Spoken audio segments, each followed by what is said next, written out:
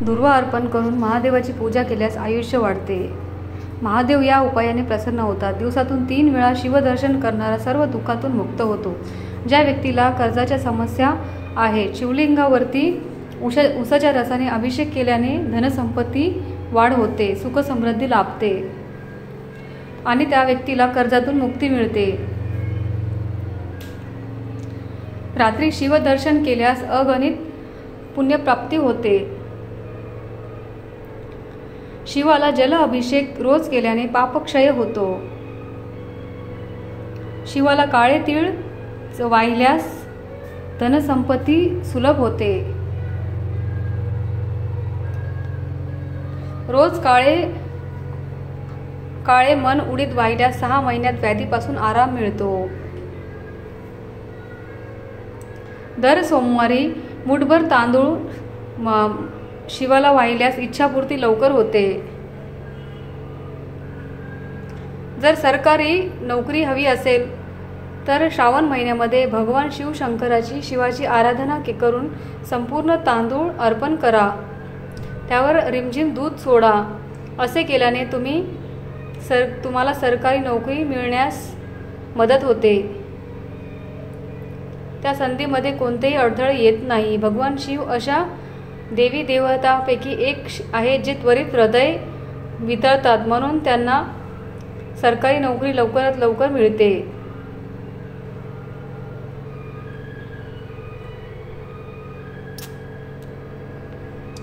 श्रावण महिन्यामध्ये दररोज बेलाच्या पानावर ओम नमः शिवाय, ओम नमः शिवाय लिहून ही पाने शिवलिंगावरती अर्पण करा. या उपायाने तुमच्या सर्व इच्छा पूर्ण होतात.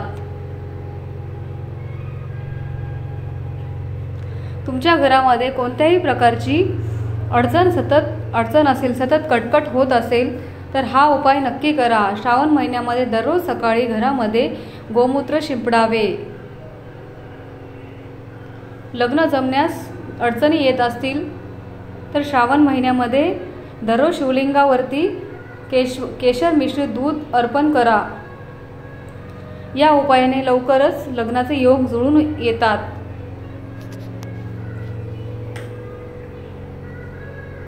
शंकराजवळ साखर किंवा गुळ वाहिल्यास धनसंचय होतो.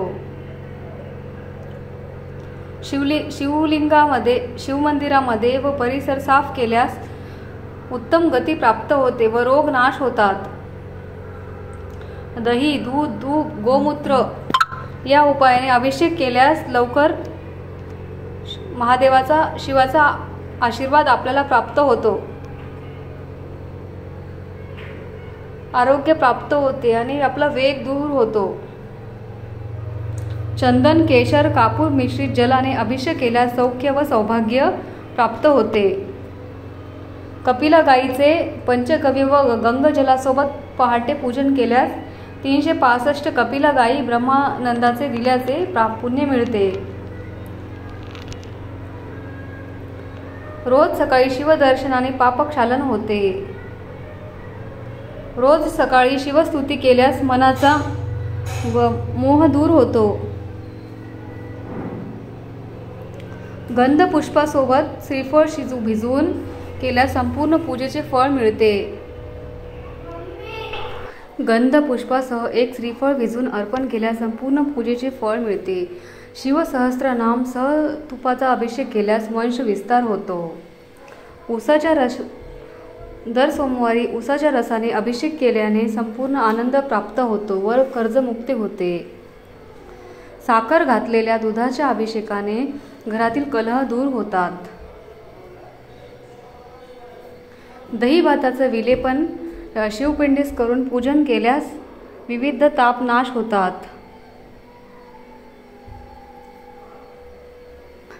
शिवाला 20 कमळे वाहिल्यास 1000 बिल्वपत्र वाहिल्याचे पुण्य मिळते.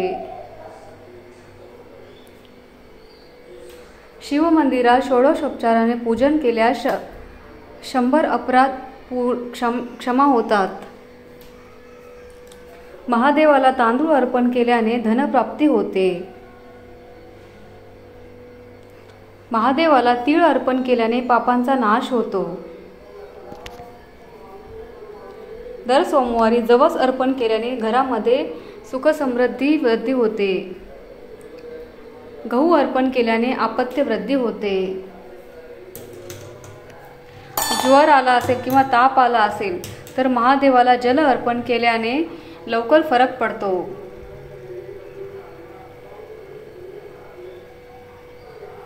सुख आणि अपत्य वृद्धीसाठी सुद्धा महादेवाला जल अभिषेक करणे अत्यंत शुभ मानले गेले आहे. तल्लख बुद्धीसाठी साखर मिश्रित दूध महादेवाला अर्पण केल्याने बुद्धी तल्लख होते. दुपारी शिवदर्शन केल्यास सप्तजन्मीचे पाप दूर होतात. महादेवाला गंगेचे पाणी अर्पण केल्याने मोक्ष प्राप्त होतो. जर शारीरिक रूपामध्ये एखादा मनुष्य कमजोर असेल तर त्याने गायीच्या शुद्ध तुपाचा दिवा लावल्याने महादेवाला अभिषेक करावा.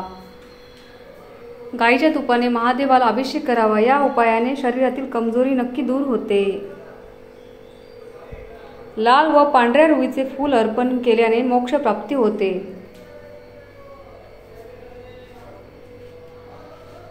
चमेलीचे फूल अर्पण केल्याने वाहन सुख प्राप्त होते. शमीचे वृक्षाचे पान अर्पण केल्याने मोक्ष प्राप्त होतो. बेलाचे फूल आणि पान अर्पण केल्याने सुंदर आणि सुशील पत्नी मिळू शकते. जाई आणि जुईचे फूल अर्पण केल्याने घरामध्ये कधीही अन्नाची कमतरता होत नाही.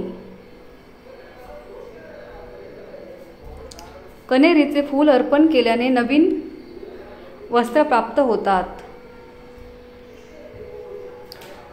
प्राजक्ताच्या फुलांनी महादेवाची पूजा केल्याने सुख संपत्तीमध्ये वृद्धी होते.